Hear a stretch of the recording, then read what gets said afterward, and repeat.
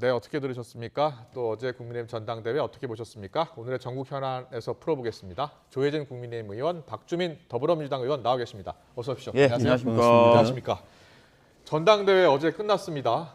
최대 관심이 과연 결선투표까지 가는지 여부였는데 결선투표까지 가지 않았습니다. 어제 전당대회 결과를 어떻게 해석하고 계세요? 우리 정진석 전 비대위원장이 당심 폭발이라고 한 그게 정확한 표현이었다고 생각이 듭니다. 예. 작년, 그러니까 1년 전, 재작년 전당대회 때 책임 당원이 한 4, 5만인가 좀 됐었는데 네. 한 1년 좀 남짓 지난 기간 동안에 한 2.5배가 늘었어요. 네. 책임 당원이 한 84만 가까이 되고 네. 전체 투표 선거인단이 90만 가까이 예, 되었습니다.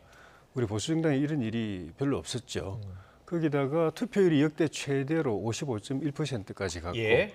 어제 현장은 장소도 엄청 넓었지만은 네. 지금 꽉 나오고 있죠? 찼습니다. 그게. 예. 그리고 열기가 대단했습니다. 뭐 대통령 연설이나 뭐 우리 그 당 대표 그러니까 비대위원장 연설뿐만이 아니라 심지어 전당대회 의장이나 선관위원장 연설 때 그 인사말 때도 막 계속 박수가 나올 정도로 그렇게 해서 이렇게 그리고 이제 이 새 지도부 선출 과정에 우여곡절이 있었는데도 네, 네. 막판에 표결집이 이루어지고 했던 거는 내년 그 국정 안정과 그걸 토대로 해서 내년 총선 승리를 바라는 우리 당원들의 마음이 그대로 표출된 걸로 보여졌습니다. 예, 일단은 그 김기현 신임 대표가 53%를 얻었고요. 그런데 이제 47%는 다른 후보를 찍었어요. 예. 근데 이제 통합의 과제가 있는데 김기현 대표가 오늘 첫 일성으로 내년 총선 압승이 예. 이제 목표다라고 이야기했는데 가능할 것으로 보세요? 예, 그 토대는 이번 전당대회를 통해서 마련이 됐다고 생각이 듭니다. 어떤 점에서요? 일단 우리 내부가 그 의지나 열정이 하나로 모아지고 힘이 하나로 모아져야 그다음에 외연을 확장할 수가 있는데 네, 네. 어제 전당대회는 그 점을 극명하게 보여줬다고 생각이 듭니다. 특히 김기현 대표 같은 경우는 막판에 또 여러 가지 그 경쟁도 과열되고 또 치열해지고 하면서 다른 경쟁 후보들이 네. 의혹 제기도 하고 그랬었는데 결과적으로 보면 그 표가 더 결집이 돼 버렸습니다. 예. 그래서 거기다가 이제부터는 또 이거는 이제 필요 조건이죠. 총선 승리를 위한 필요 조건이 어제 전당대회 새 지도부 선출을 통해서 갖춰졌고 이제 충분 조건으로서는 이걸 토대로 해서 중도 또 수도권 젊은 계층 이런 식으로 외연을 확장해야 되는데 네. 이제부터 그런 그 외연 확장에 시동을 걸 걸로 봅니다. 알겠습니다. 네. 기대를 하고 있다는 말씀으로 해석이 되고요.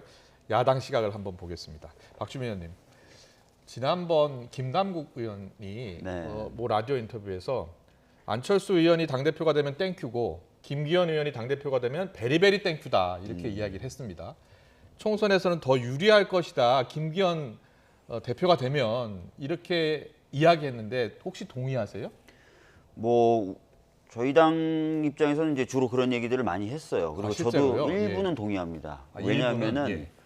김기현 대표가 처음부터 계속 윤심을 들고 나왔지 않습니까? 네. 그러니까 다시 말씀드리면은 이제 여당이 이제 대통령의 하위 파트너로 자리매김하면서 예.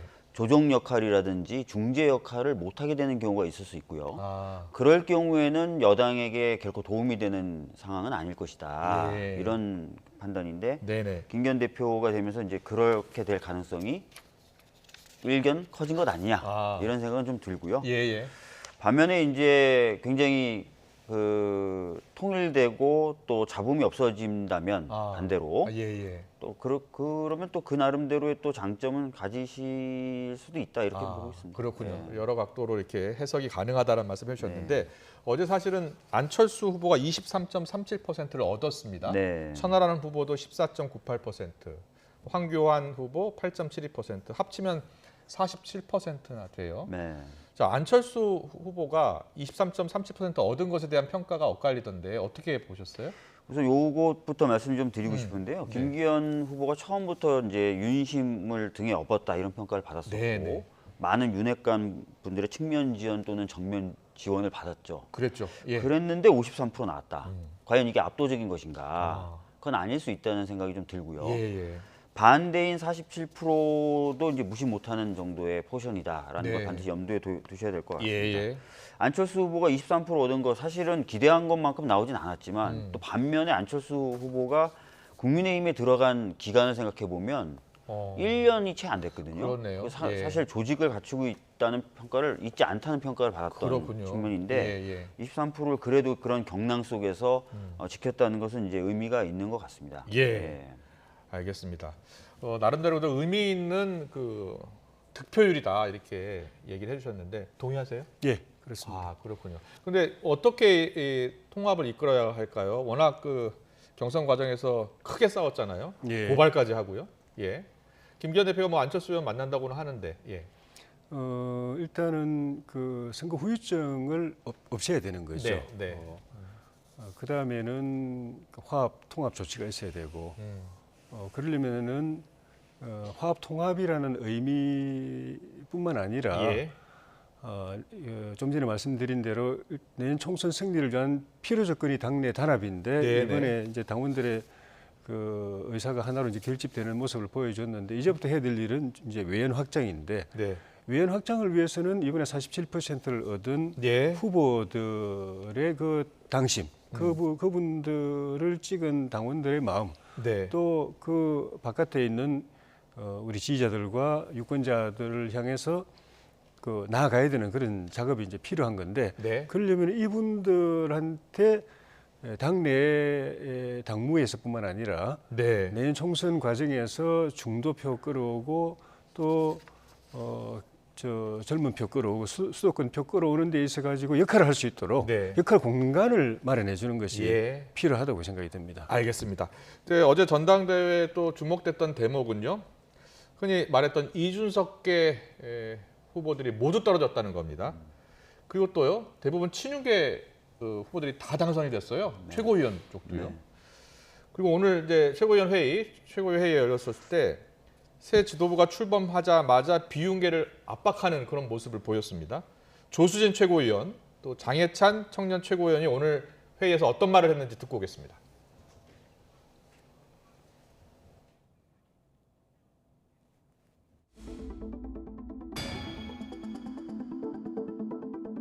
제대로 심판을 받았죠. 심판을 받았다면 지금이라도 반성과 성찰을 해야 된다. 갈라치기, 분열의 정치.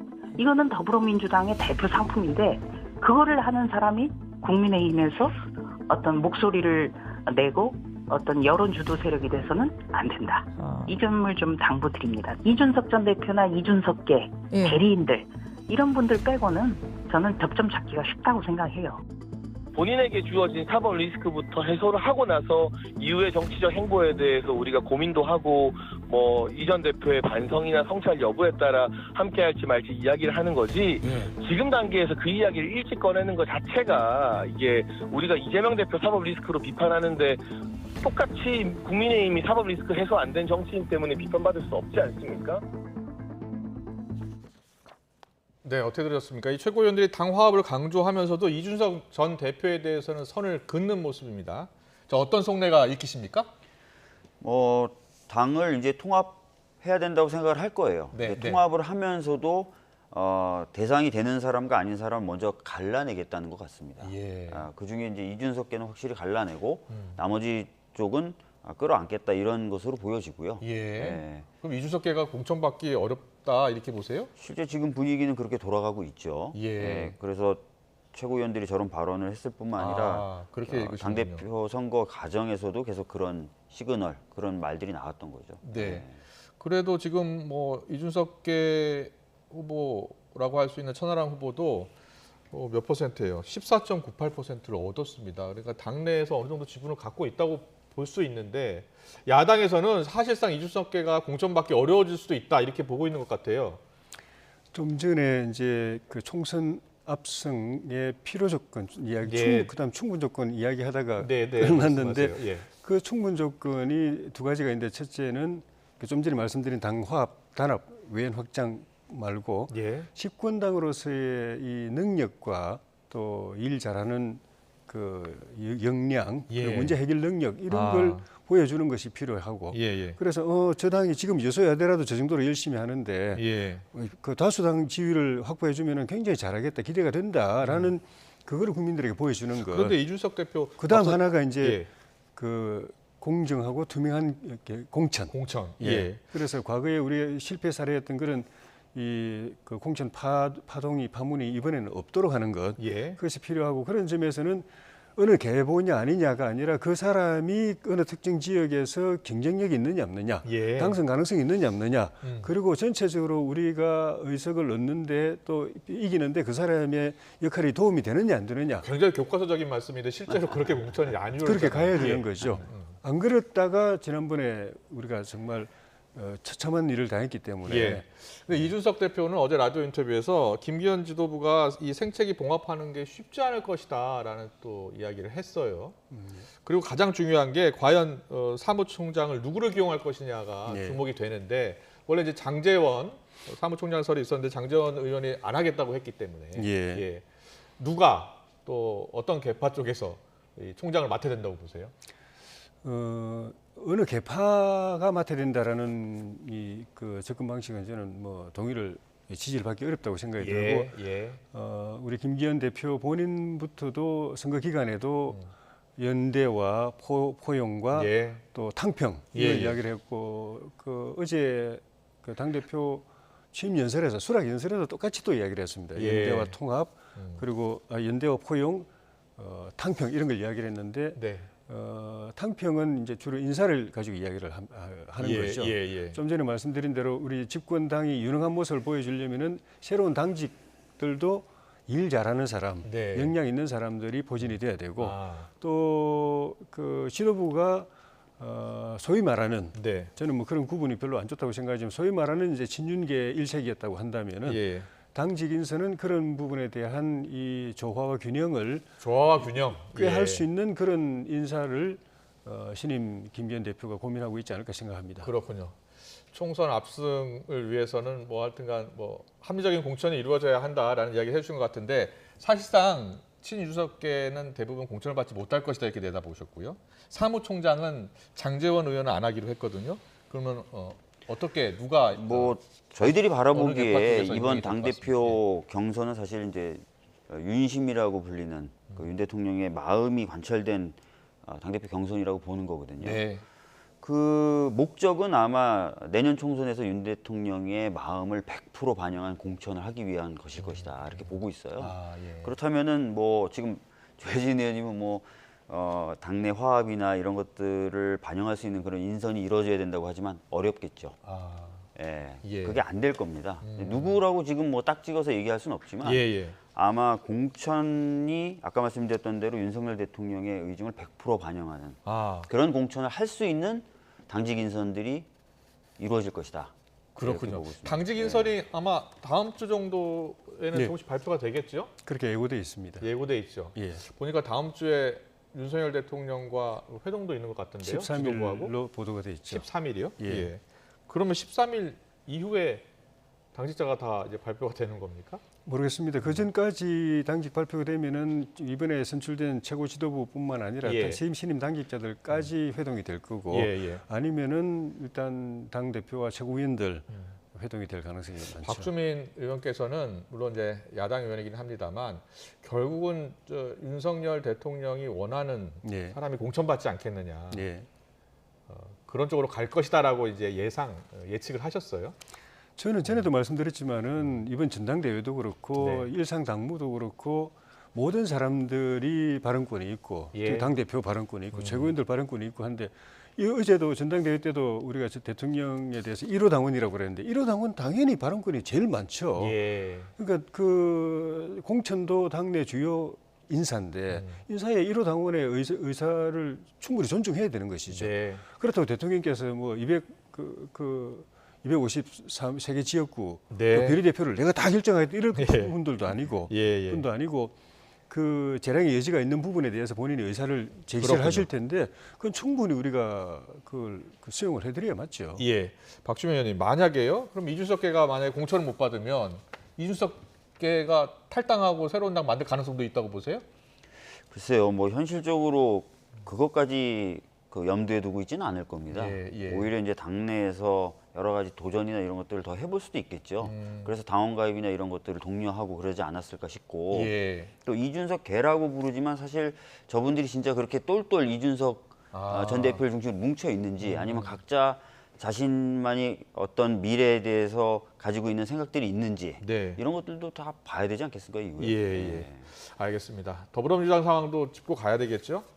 이재명 대표 사법 리스크에 대해서 같은 당에서도 지금 온도차가 있는 목소리가 계속 나오고 있습니다. 어떤 내용인지 직접 확인하고 오겠습니다.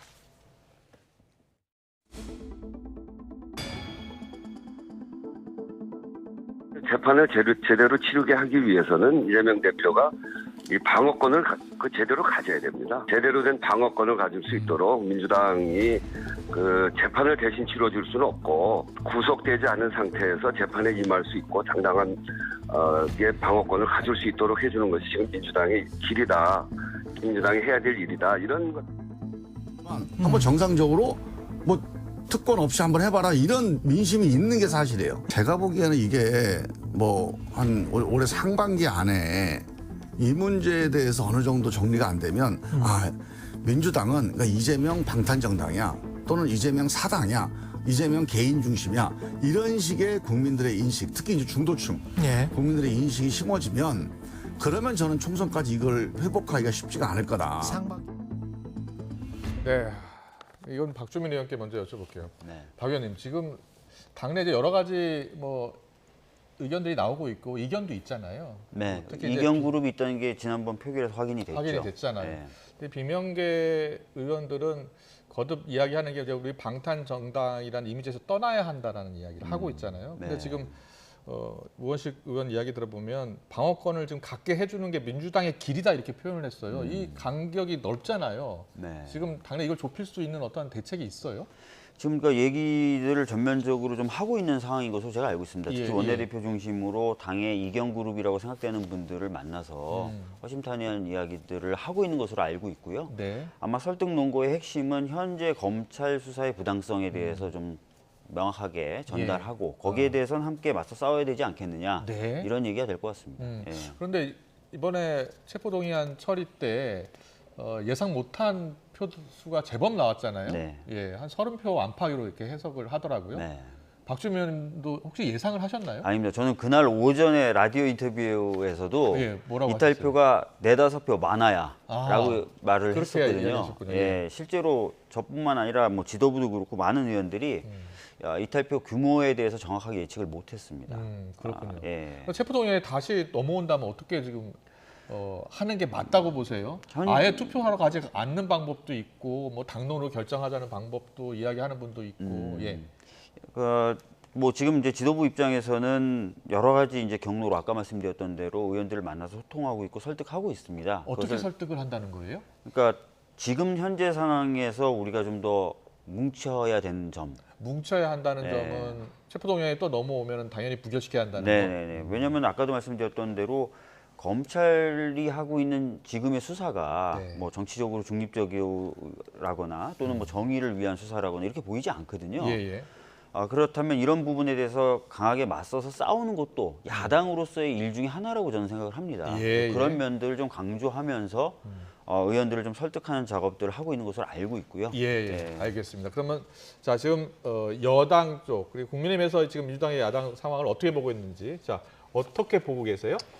그 우원식 의원이 이야기하신 그 방어권이라는 게 수사받을 때 검사 앞에 가서 자기 입장을 충분히 이야기하고 자기에게 유리한 증거를 제시하고 또 법리를 이야기할 기회 그걸 말하는 거고 판사 앞에 가서 그게 영장 재판이든 본안 재판이든 판사 앞에 가서 판사에게 또 자기 입장을 충분히 이야기하는 거 그게 방어권이거든요. 그런데 이재명 대표는 검찰에 가서 자기 이야기를 안 했어요. 진술사는 툭 던져주고 사실상 입 닫았습니다. 묵비권을 행사했습니다. 방어권 행사를 안 했어요.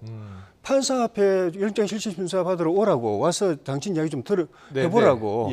그 검찰 구속영장만 가지고는 판단할 수 없으니까 당신이 당사자인 당신이 와서 나한테 이야기해보라고 판사가 오라고 그랬는데 그걸 저 체포동의안을 부결시켜 가지고 원천적으로 자기가 방어권을 행사할 기회를 스스로 무력화시켜 버렸습니다. 그러니까 이거는 방어권을 행사하겠다는 게 아니라 그러면 야당이 특히 민주당이 앞으로 어떻게 흘러갈 것 같습니까? 지금 방어권 이야기하시는 분들은 제가 볼 때는 이재명 대표의 공천권 보호 같아요. 그러니까 구속이 되면 당무를 정상적으로 볼 수가 없고 당권을 행사할 수 없고 예. 그중에 핵심이 이제 공천권인데 그래도 공천권 이야기하시네요. 공천권을 박주민 의원도 공천권 이야기하시고 예. 공천권을 행사할 예. 수 없다고 보기 때문에 공천권을 보호하기 위해서는 구속이 되면 안 된다. 구속이 안 되게 하기 위해서 사실은 이런 그 좀 전에 말씀드린 그 모순적인 이야기를 지금 하고 있는 것이거든요. 방어권 예. 이야기하면서 방어권 줬는데도 실행도 안 하면서 방어권 이야기를 하는 거는 구속하면 안 된다는 그 자, 의미예요. 그러면 지금 친명계를 중심으로 지도부가 적극적으로 비명계를 설득하고 있다고 지금 박주민 의원께서 이야기하셨거든요. 예. 네. 그럼 그 설득의 포인트는 뭐가 될 것으로 보세요? 설득이 될 것으로 보세요? 아니면 설득의 포인트는 뭐라고 보세요? 지난번에도 한 번 만나서 설득을 했다고 하지만 예, 오히려 예. 우리가 예상한 것보다 일찍 이탈 현상이 나타났습니다. 네. 근데 그거는 뭐 개개인의 이해관계도 뭐 이렇게 전혀 관계는 없다고 할 수는 없지만은 결국은 사리의 일의 이치, 네. 사리 그리고 국민들이 바라보고 있는 나중에 총선 때 가서 표 한 표를 던질 국민들의 상식에서 벗어나서 지금 행동하고 있기 때문에 저런 갈등이 생기는 거거든요. 네. 이 부분을 우리 김종민 의원처럼 이야기처럼 상반기 중에 이게 해결이 안 되면은 정상적으로 이게 내년 총선까지 가기가 제가 볼 때 쉽지 않을 것 같습니다. 네, 알겠습니다. 내년 총선과 관련해서는 박주민 의원께서는 결국은 국민의힘이 친윤계 의원들이 다 공천을 받을 것이다. 그리고 이준석계는 공천을 받지 못할 것이다라고 이야기를 했고, 우리 조혜진 의원께서는 민주당이 결국은 이제 공천권 보호를 위해서 그런 것 아니냐라고 이야기를 해주십니다. 두 분 다 공천권 이야기를 해주셔서요. 어떻게 이 분석에 대해서는 어떻게 보세요? 뭐 아까도 말씀드렸던 것처럼 저 같은 경우에는 지금 현재 검찰의 수사가 굉장히 문제가 많다고 생각합니다. 예. 그러니까 이 부분에 대해서 저는 뭐 예전부터 계속 문제 제기를 해왔던 네, 사람으로서 지금도 마찬가지 문제 제기를 해야 된다고 생각을 하고요. 예. 그것이 이제 야당의 역할 중에 하나다. 그래서 오늘 김건희 여사 특검법을 발의한 이유도 이유 중에 하나죠. 네, 예, 맞습니다. 그래서 특검법 발의하면서 검찰이 공정한 수사가 이루어지지 못하고 있기 때문에 특검을 통해서 진상 규명을 해야 한다. 네, 맞습니다. 네, 그런 입장인 거죠. 네, 맞습니다. 그 정의당하고는 어떻게 이견이 조금 조율됐습니까? 정의당 같은 경우에는 도이치모터스 주가 조작만 일단 가자라 뭐 그런 생각을 갖고 있는 것으로 전해지고 네. 있는데. 뭐 저희들이 지금 당론 형태로 법안을 발의하지 않고 있지 않습니까? 예. 55클럽에 대한 특검법도 그렇고 이번에 그 도이치모터스 주가 조작 사건도 그렇고 네. 그것은 다 정의당과의 대화를 염두에 둔 것입니다. 그렇군요. 그래서 예. 대화를 지속적으로 하고 있고 학력 위조 의혹은 이번에 빠졌더라고요. 네. 예. 그래서 결과적으로 이제 잘 합의가 될 수 있는 하나의 안을 만들어서 힘을 합치겠죠. 55클럽 특검은 어떻게 될 것 같습니까? 55클럽 특검 특검 임명을 사실상 특검 추천을 사실상 민주당만 하도록 돼 있잖아요. 그 법안은. 네, 일단 정의당은 좀 반발하고 있는 것 같던데. 예, 아까도 말씀드렸던 것처럼 그 안을 낼 때 저희가 당론으로 내지 않았다는 것은 그게 협상 가능성이 협상의 있다는 가능성을 거예요. 열어둔 것이군요. 예, 열어둔 것이라고 예. 보시면 될 것 같고요. 네네. 정의당하고는 꾸준하게 이야기하고 있는 것으로 알고 있습니다. 네, 알겠습니다. 이 김건희 여사 특검법하고 55클럽 특검법 이 두 가지 특검법에 대한 국민의힘의 생각은 조금 다른 것 같더라고요. 일단 그 대장동 특검 이야기 나오는 거는 네. 그거는 뭐 은폐 특검이고 예. 그러니까 자기 그 이재명 대표가 자기 수사할 사람을 자기가 특검을 임명하는 그런 특검이라는 거는 예. 50억 은폐 클럽 특검이고. 특검도 마찬가지라는 뜻으로 읽히는데 맞습니까? 50억 50억 클럽은 저희 당도 기본적으로는 공감하는 부분이고, 부분이 있죠. 검찰 예. 검찰 수사를 할 수 있으면 검찰이 수사를 제대로 하도록 해보고 안 되면은 특검을 하는 것이 바람직하다는 입장이고 50억 클럽 특검은 철저하게 반대하고 그런 건 아닌가 보죠. 일단 검찰 수사를 먼저 하는 것이 원래 특검이라는 것이 경찰 검찰 수사가 제대로 안 됐을 때 하는 것이기 때문에 예. 그렇게 하는 것이 맞다고 생각이 들고 김건희 여사에 대한 특검은 이거는 방탄 특검이죠. 방탄 특검이다. 저 지난 문재인 정권 때 말 그대로 탈탈 털어가지고 네. 기소도 못한 사건을 다시 하는 거는 이거는 이재명 대표 사법 리스크 시선을 딴 데로 돌리기 위한 방탄 특검 의미밖에 저는 없다고 생각합니다. 네, 국민의힘에서는 방탄 특검이다. 그 민주당에서 지금 발의하고 추진하고 있는 대부분의 특검이 방탄 특검이다 이런 주장이에요. 그건 예, 말이 안 특검 되죠. 아니면 방탄 제가 특검. 매번 말씀드리는 건데 저희가 특검법을 발의했거나 또는 특검법이 통과됐다고 해서 뭐 우리 대표나 우리 당 의원에 대한 수사가 무마가 됩니까? 예. 그래서 방탄이라는 게 성립하지 않고요. 예. 논리적으로. 그다음에 김건희 여사에 대해서 뭐 과거 탈탈 털었다라는 말씀을 반복적으로 하시는데 예, 실질적으로 저희가 여러 차례 이제 강조해서 말씀드린 것처럼 예. 검찰의 가족이라는 이유로 오히려 제대로 수사가 안 되었었던 게 맞고 예. 그다음에 지금 정부가 바뀐 지 1년이 되도록 종교를 못 하잖아요. 종교를 못 한다는 건 무슨 얘기냐면 종교를 했을 때 문제가 생길 거라고 검찰들이 생각하고 있는 것이 있기 때문입니다. 알겠습니다. 오늘 정치권 이슈는 여기까지 들어야 될 것 같습니다. 조혜진 국민의힘 의원, 박주민 민주당 의원과 함께 분석해봤습니다. 잘 들었습니다. 예. 고맙습니다. 수고했습니다. 네.